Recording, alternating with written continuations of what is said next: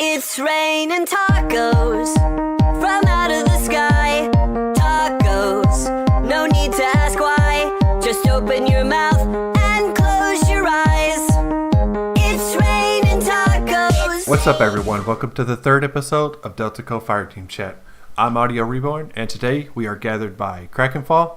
Hey. We got No Face, and we have a very special guest. We have Ronin LD, the man himself. How's it going, buddy? Going good, man. Isn't it Ronin ID? No, that's an L. That is I've always an wondered L. that. No, that is an L, sir. I know, I'm just... Alphabet. Learn, sir. I've always been curious if it was Ronin id. No. Yeah, so this is a nice segue into our next segment. We're just going to let Ronin just kind of give a little background on his gamer tag. So it's, the basis is Ronin, which is from Samurai's Masterless Samurai. And I think I got kind of into it back during Battletech. I don't know if any of you are familiar with that, but there were a series of books. And one of them, I think, was like Clan Jaguar, which was based on samurai culture. And I remember, someone ended up, disgracing themselves. They had to kill themselves and stuff. And I was like, well, that's pretty crazy. And then after that, I got into Lone Wolf and Cub, which also had a Ronin. That's a good one. Yeah. And then at school, I ended up watching a old Japanese movie called, oh my gosh, what the heck was it called? I forgot the name of it, but the basis is, some guy, the retainer for Lord, the Lord ends up being disgraced and killing himself, and the Lord tells the guy, take care of my kid, don't kill yourself. So this guy becomes a Ronin, taking care of this kid, and the kid gets a family, and the kid ends up selling his swords for money for his wife when she was sick, and all he has is bamboo swords. And at one point, they force the kid to commit, seppuku with... Twilight Samurai. Was that what it was? Okay, yeah.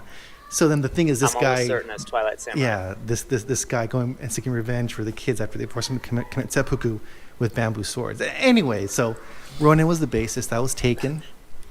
And I tried different iterations of it. And I think at the time I was watching Star Wars around A New Hope, around the Death Star. So Red Leader was coming on. So I thought, oh, hey, Leader. So I shortened Leader to LD. Oh. So Ronin. Oh. Yeah. Oh. But now... Moment of realization for everyone. Yeah, but now people don't call me Ronin when they see my name. They call me, if I haven't played with them before, they call me Ronald. So I'm thinking about changing it. I think I've heard people call Ronald. it before. So I think I want to change it. That's... I've never thought Ronald. That's We're funny. just going to call... Well, that's pretty funny. yeah, because it's, I don't know, but Ronald has been a common rando name that I've been given, so. You should either... If you want to keep it to the same, trend, you can either put an R at the end or capitalize the L, I think. That'd be more clear. I was thinking about putting an underscore too. Or you can pull a Kraken and do X Ronin LDX. That's true. From the burner accounts. Yeah. All right, well, that's a cool story, man. Thanks for sharing For sure. with us. All right, so next topic is we're going to talk about some things that might have happened to us in D2 this week. For me, all I'm going to say is D2 on PC. That's it. And we're going to get into that a little bit later. What about the rest of you? So, I'm mostly on console. Anyways, I went to a friend's house who had it on PC, but I'm too cheap to buy 2 copies of the game. So, but I played it on at his place for a little bit, and it was pretty cool. But mostly, I spent a little time leveling up a second character, and that's really all I did this week. Didn't do any indie game stuff, quote unquote. Just leveled up my Titan. Nice Titan Master Race. I think you meant Hunter there. Yeah. No, you heard me. Yeah, we were talking about that earlier. What? 4 Hunters. This could go on all night, but what about you, Kraken? What happened to you, man? Just been playing on PC, leveling up. I'm 265 right now, and nice. have about half the meta arsenal. Nice. Cool. Yeah, I think we're about sitting on the same line. I'm still missing Antiope, That's my golden goose right now. The stupid Antiope. The antelope. The antelope, the antope, whatever, however you pronounce it. But I have been banging my head against the Prestige raid. Yeah, that's all I've been doing when I get on is that maybe I'll do the weeklies and the Prestige Nightfalls, and the Prestige raid has been a big thing, and we've gotten to Callus. At this point, the first week, it took a long time to get to him.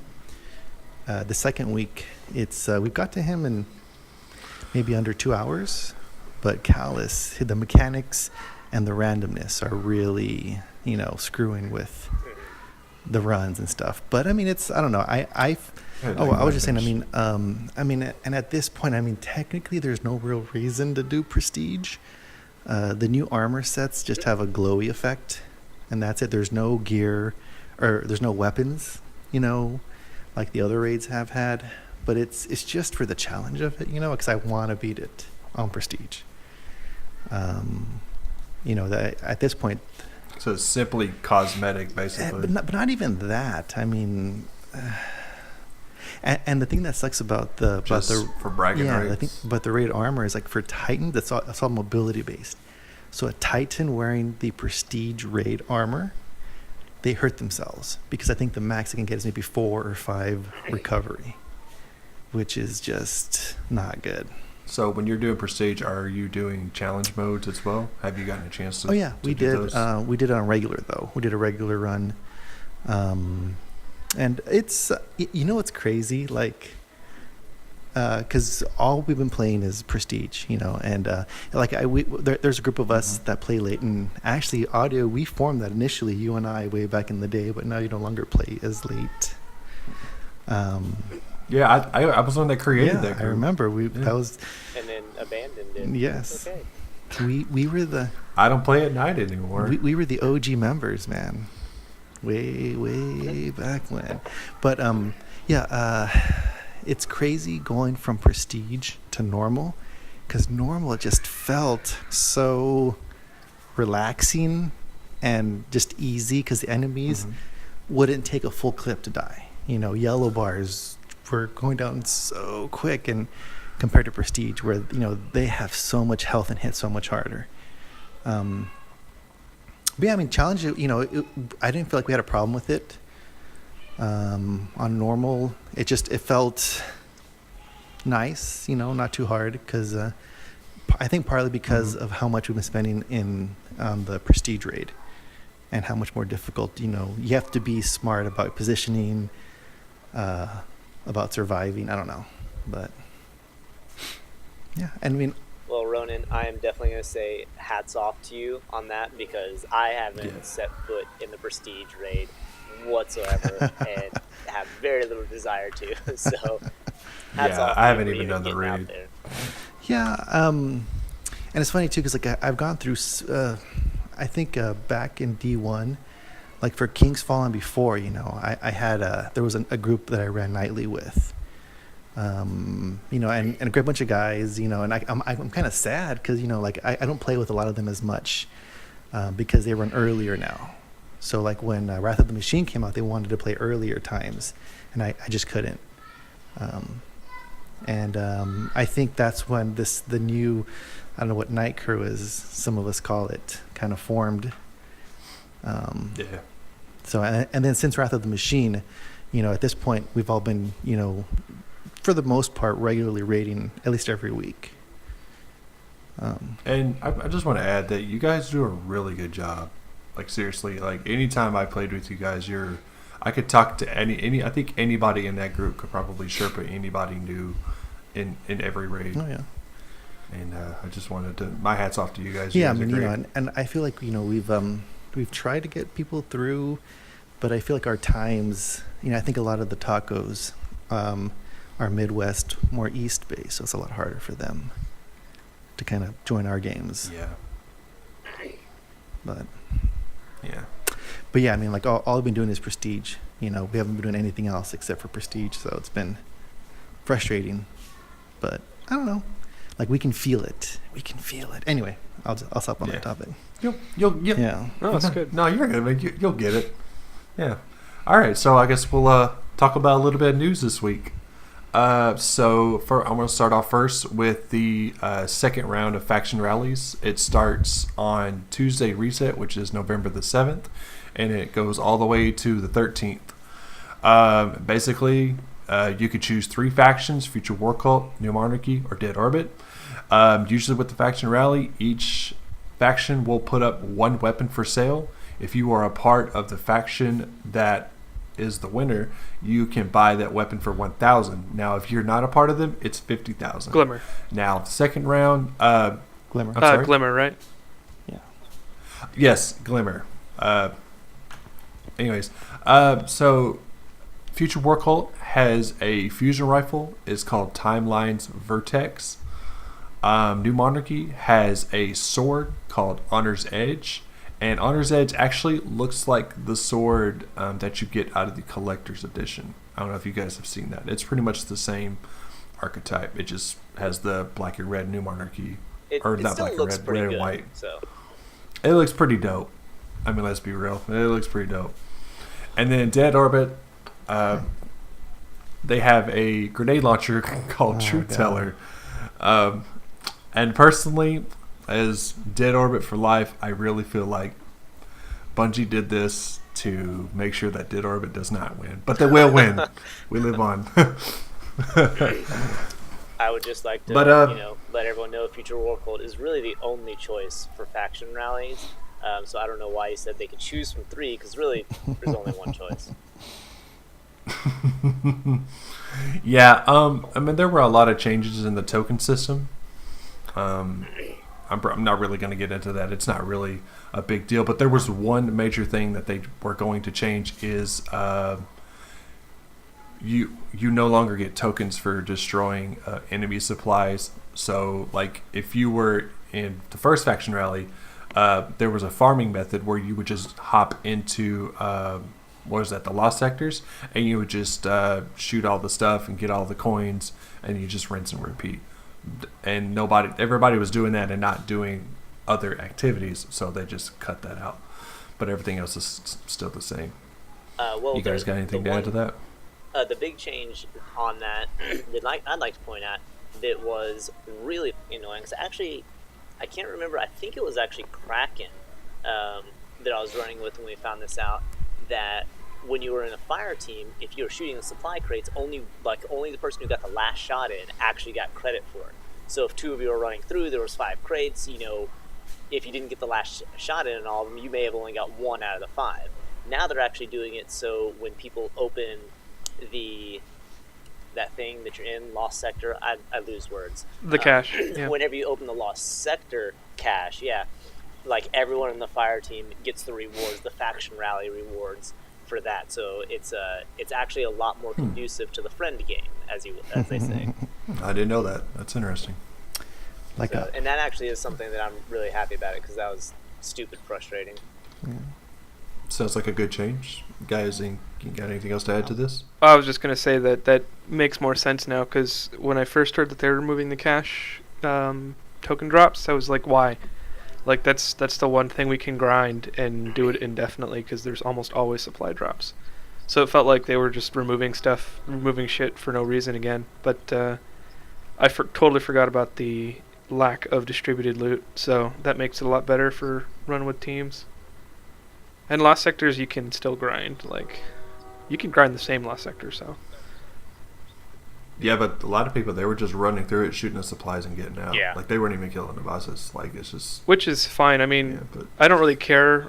Like, they, I'm sure they saw too many people, like, grinding really hard on the supply caches, and it probably, like, inflated the results. yeah.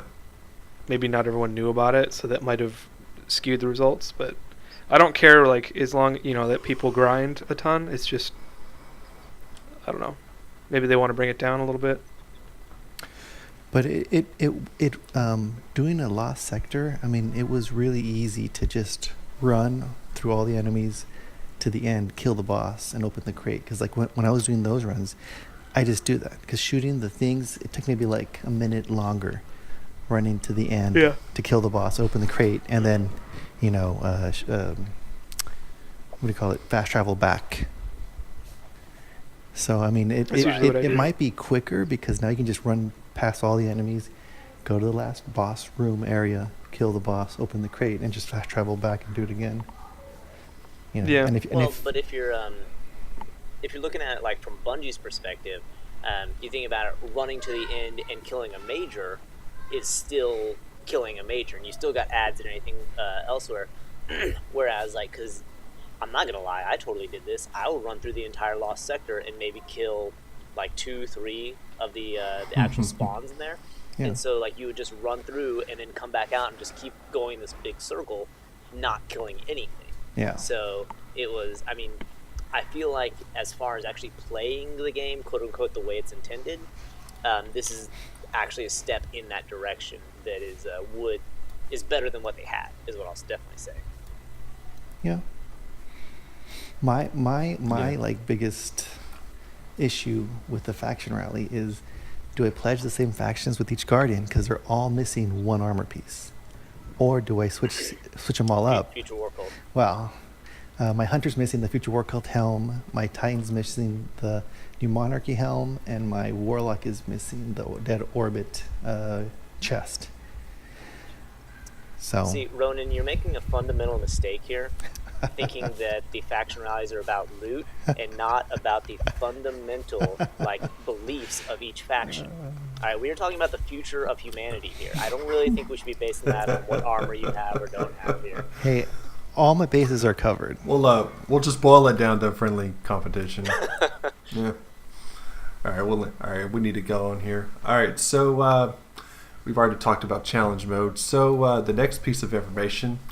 So I believe it was it last week or was it this week? Bungie was at some conference in France or something, and we saw the very first trailer I think it for was the last first week. piece of DLC for Destiny 2, and it's going to be called The Curse of Osiris. So Curse of Osiris, it comes out December 5th on all platforms. I've got a breakdown here, so I'm going to go ahead and just go down the list, and then we can just talk about it then. So we're getting 2 new strikes. We're getting quests, adventures, and lost sectors. We're getting new weapons with some returning exotics. New social space. We're going to a brand new planet, which is Mercury, which will also be a patrol area, and the social area is going to be the lighthouse. We're getting new raid content, quote unquote. The XP level increase, the base XP level is going from 20 to 25. The power level increase is going from 305 to 330. And there's going to be also PS exclusives, which the only thing I've heard of is, I believe it's a PvP map. But that's all that we've heard of so far. So yeah. What do you guys think about the Curse of Osiris? What were your first impressions? So, I am super pumped because I've been following the lore a lot, and Osiris was kind of like my favorite lore character. He's just the most powerful. I don't remember enough to give an anecdote now, but he is the most powerful, or considered the most powerful warlock. He got so strong. After what was it, the Council of Titans? I forget what their name was. They're essentially the people that after. So quick timeline: Golden Age, Cataclysm when the darkness came, Dark Age starts. A bunch, or the first Guardians start appearing. They weren't called Guardians yet. They were just the Awoken or the Resurrected or something. And they start warring between each other and claiming barbarian serfdoms. They were just trying to amass power. And then the first Vanguard, the first Titan Vanguards, I forget who was the big one. They kind of just put in it. Oh, it was the Iron Lords. It was the Iron Lords. They fought against the original barbarians, the original despots and dictators that held villages hostage and stuff, and they actually established this honorable situation. And then out of that sprung the Vanguard, and then all the coolness in the city, which we see in the Destiny 2 trailer, and some of the backstory with oh crap, what's his name? Main Vanguard Titan. Zavala, yeah. So that all the backstory with Zavala. In that council, like that came out of the Iron Lords, in between the Vanguard proper and the Iron Lords, Osiris was a big leadership, or he was, big in leadership, and he was really well respected, and he led and taught a bunch of warlocks, and a lot of the things that came out, like the research and abilities that were being developed, were led by Osiris. And the first speaker, I think, was chosen, or not chosen, but endorsed by Osiris. And so he has this big involvement with the history of Guardians and the Traveler, and it's just super cool. He I don't remember exactly how he disappeared, but he was like way more powerful than anybody knew, and he knew things about the nature of the light and how things worked. There you go. So one of the things about him leaving the, tower and all that sort of stuff was that he questioned the speaker a lot. He was really close to the speaker, and he questioned the speaker a lot, had a falling out with the speaker, and in the trailer, even Ikora even talks about how his ideas almost brought the tower to its knees and things like that, because he questioned, because of his knowledge of the nature of the light, he questioned a lot of what the speaker said. And I'm not going to call the speaker a charlatan, but the Traveler doesn't talk to him, so, right? Yeah. And so he had this big falling out with the speaker. So yeah, I'm just super excited. Well, I just wanted to add to what No Face was talking about, because I know that I don't know too much about the lore, but this is what I know, is that Osiris he was really big on the Vex and the Vex technology and things like that, and his methods were too hostile. So so he was basically just disbanded from the Vanguard and exiled from the tower in the city.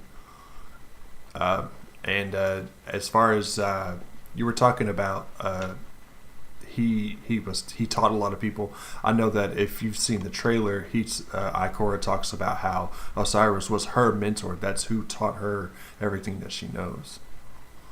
So I think it's going to be pretty as far as story wise goes, it's going to be a pretty interesting story. Warlock Master Race. I think it can be a pretty interesting story.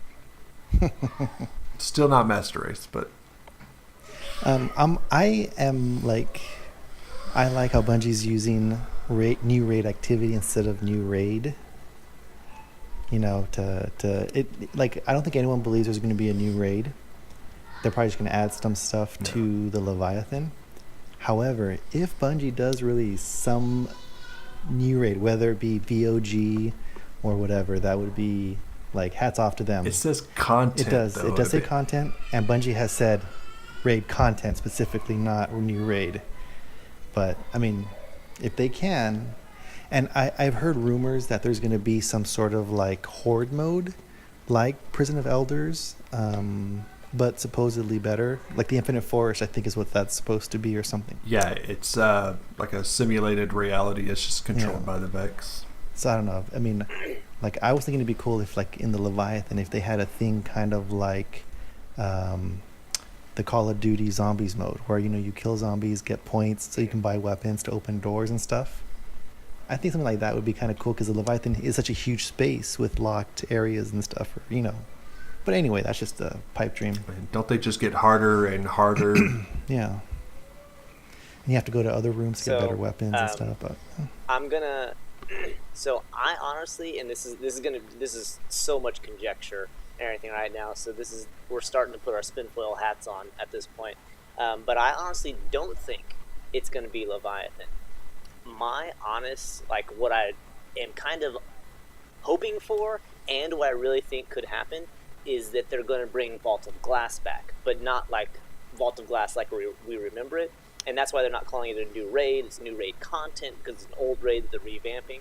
And the couple of reasons I say this is because if you look in the trailer, like where Osiris slides, behind the like barrier or whatever, and shoots some Vex with scout rifle. That's a Templar well. He's in the Templar well. And so I'm thinking that what could happen, because the whole thing with the Vex is they manipulate time and space and all that sort of stuff. And so it says that we have past, present, and future Vex all attacking us. So it's completely and totally possible that they have changed space and time so that Vault of Glass is now back in our present time, or we have moved in there. And one of the other cool things there that also supports this theory is that if you look at really closely in that scene where he's sliding, you see two guardians, or what are almost certainly guardians, humanoid figures in the background shooting, and their bullets are frozen in the air. So we could actually be going back in time to the Vault of Glass and possibly encountering the first fire team with Kabir and and all that during that time. So I think there's a lot of cool stuff that could go on there, and I honestly do believe that Vault of Glass is coming back in some form. And it could be just a different section of the vault, because you remember there were a lot of areas that we saw that just kept going on and going on. Mm-hmm. We've never been over there. That might be where we go next. So, right, and this is where everybody's gonna say that it was something that was cut from vanilla Destiny, and they've just been holding it back behind DLC paywalls and all that sort of stuff. I'm waiting for Reddit to do that. Yeah. The one thing I got really excited about is when I saw Osiris for the first time, I just thought he was like a giant chicken. That's all that I Giant saw. chicken. And every time he would jump, in the air, I had this picture of a chicken just like flying through the air. Yeah, exactly. Like I couldn't really take it Like seriously. he hunted down the Family Guy chicken and like murdered him and skinned him. I know, and right? made a hunter Peter poncho. Griffin comes in and they just start battling. Yeah. Oh man. But the thing that really caught my eye was that ghost. Did y'all see that Yeah, ghost? it's like a two-pronged, Osiris' like spiky thing. Yeah. It turns out that ghost, the ghost's name is Sagara, and I could be butchering that, Sagara or Sagira, but that ghost is going to be this one of the main storytellers in the DLC. Wait, is Interesting. Osiris going to be silent too? Is this contagious now? I really don't think the Osiris is going to be silent, but I know. Well, I don't know for sure, but this is what I've heard, and from multiple sources that Sagara is going to be one of the main storytellers and narrators in the DLC, and it'll be the first time you see somebody's ghost talking to your ghost. They're going to be communicating to each other. That's interesting. Yeah. And of course, Ikora is going to be in it, and of course, Brother Vance is going to be in there. So have you seen that they when they show Mercury, when they show what appears to be the lighthouse, it looks like Brother Vance is actually standing in there? I've never been to the lighthouse, so I had to just trust other people on the internet telling me that was the lighthouse, because I don't know what it looks like. I haven't either, so it's okay. Yeah, But they showed it in the trailer. It's just Lighthouse proper, and I'm sure they're going to be opening up all the places we couldn't go before, which is super cool because I love that place. It was so cool to just once I did, I think the 6 or 7 times I actually went to the Lighthouse last. I would actually go there when I'm not playing anything and just chill out. It was like so quiet and serene. And the ambient sounds were like they put a lot of work into it, so I'm really glad they're going to be using it for something that everyone can experience. And one more thing I just wanted to add is through the trailer, there's a little snippet. It kind of looks like the Reef. It's got that purpley ambient glow, and if you look at the bottom of the screen, there's these banners that kind of just like on the ground, and they have these symbols on them. And I didn't play a lot of Trials, but they kind of look like the Trials of Osiris symbols. I mean, you guys can correct me if I'm wrong, but so I saw that and I was like, oh, maybe we might hear something about the Queen of the Awoken or whatever her name was, I forgot, but Marasov. Marasov, yeah. So maybe she's not dead. Maybe she's alive. So, yeah. And again, this is. Oh, sorry. Am I taking up too much time? Just go, spoiling? dude. Is that- You're good. No. Yeah, man, that's fine.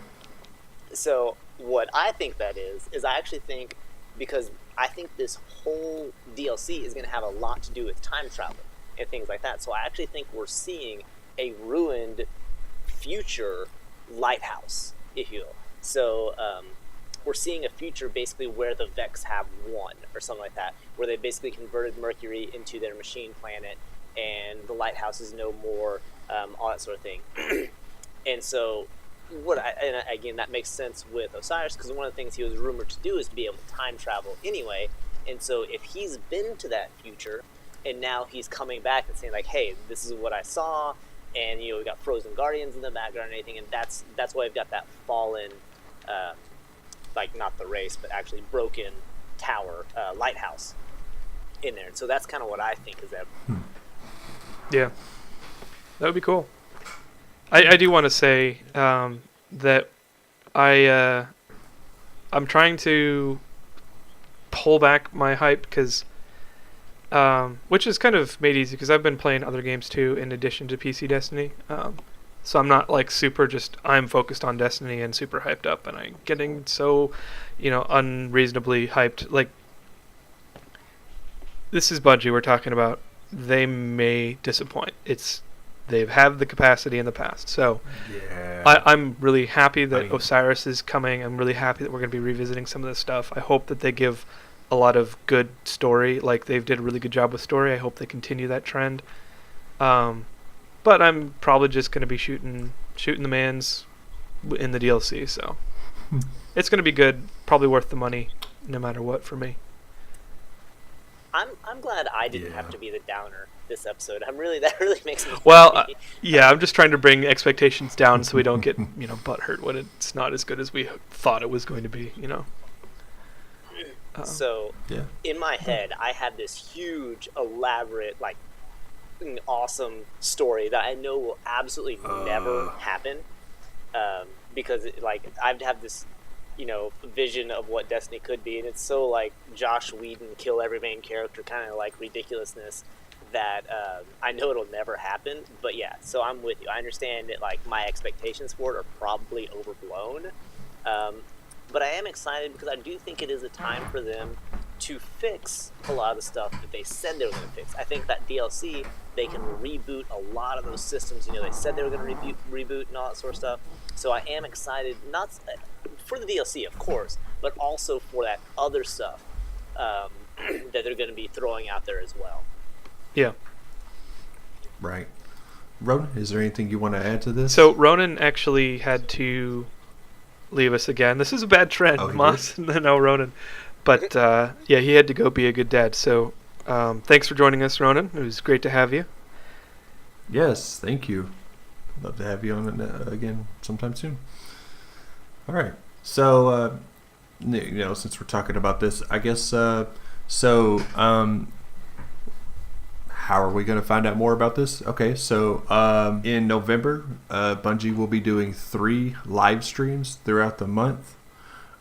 Stream number 1 will be on Wednesday, November the 15th at 11 a.m. Pacific. The stream is called New Stories to Tell. And basically, we're going to be learning about the places we're going to go, the characters we'll meet, and the enemies we're going to fight, which I think we kind of already covered tonight, but they might throw us a curveball here. So stream number 2 is going to be Tuesday, November the 21st at 11 a.m. Pacific, and that was called New Ways to Play. Basically, they're going to be showing off new activities that will challenge us and our fire team. And now stream number 3 is called New Gear to Earn. This will be on Wednesday, November the 29th, which is my daughter's birthday. But anyways, nice. At 11 a.m. Pacific. On this one, it's inspect new inventories and see it all in action on a brand new Crucible map.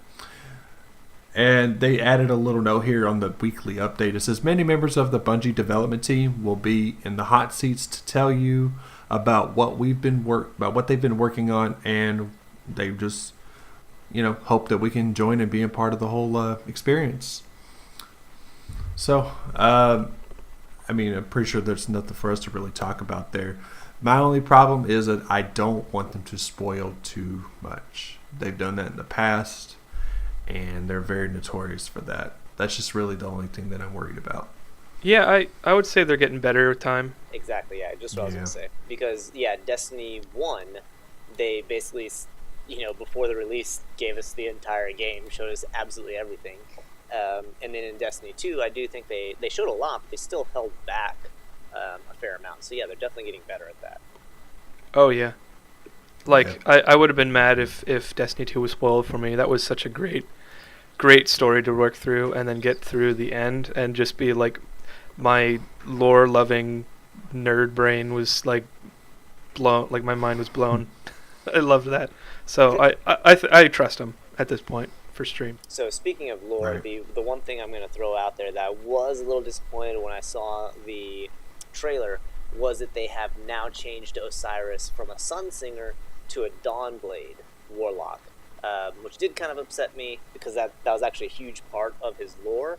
And I really think for a character like Osiris, you could have had a unique individual kind of subclass for only him. And it would make sense in the lore for him to be the only Sunsinger in the universe.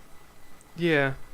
I have a bit of opinions about that from what I've seen from the lore, because there's been no, lore-wise, there's been no confirmation that a subclass is permanent.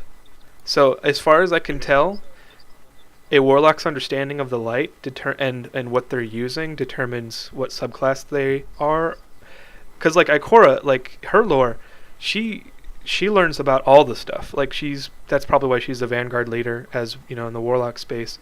So she's learned and teaches sun singing. She learns and teaches void walking, all the different stuff. So in my mind, bringing that to Osiris, that just means that Osiris, well, first of all, game-wise, they're just using the subclass they have, that they have for this one. Yes. Obviously. But then lore-wise, I'm guessing that, maybe it's something that he learned independently of the Vanguard. The Vanguard studies brought about the Dawnblade, the research, etc., or whatever the Warlock, group found. They researched it, and then he found it by himself because he's just that badass. And he probably has more I guess that's a narrative tool for him because he's so powerful. They can pull stuff out of the bag now. So that's kind of how I saw it, which I didn't. The specific thing that I'm thinking about that kind of obsessed me is because there was several grimoire cards that alluded to the fact that Osiris had achieved basically a permanent state of radiance. Yeah. So that he was basically always in his super. And so when I saw him be a Dawnblade, I'm like, is he always a Dawnblade? Can we at least keep that? It is a little to have this massively powerful person, and now he's kind of a regular guardian, and never meet your heroes. That's the moral of the story, kids. Yeah, and that's the part where I'm trying to bring my hype down, because that kind of shit is so cool. And they described it as him being ethereal more, wasn't necessarily in Radiance, but he appeared to be when you looked at him.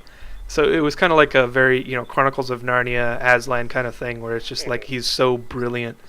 And anyway, he I'm hoping the hype in me says they're going to answer that in the DLC. And the realistic Krakenfall is okay, well, maybe they might not. Don't expect it. It would be really cool if they answered that question. I will bet you 20 tokens that they do not answer that. You can have those tokens. I don't even flipping care. I got a place you can put those tokens. Yeah, and I just wanted to add one thing real quick. Something that I really am looking forward to in this DLC is we get to shine some light on Ikora finally. Think about it. When the Taken King, we had Cade. When D2 was announced and they did all the reveal in that opening scene, where he shows Zavala how he became a guardian. Zavala had his light. Now it's Ikora's turn. Yeah. Personally, I like Ikora out of all three of them. I think she has a lot of depth to her that nobody has ever seen before. So I think this DLC is really going to shine some light on her, and we can actually see what Ikora can really do. Yeah, she's a badass. That'd be cool. Yeah, she's fucking badass. Yeah. All right. That was the third episode of DeltaCo Fireteam Chat. I would like to thank you all for listening. If you'd like to get in contact with us, we have an email now. It is deltacofireteamchat@gmail.com. So if you have any suggestions for the show, if you have any stories that you want us to share, please contact us, and we'll go through it, and we'll just share them on the show here. And I'd like to thank you for listening, and I hope you have a great day. Goodbye. See you guys.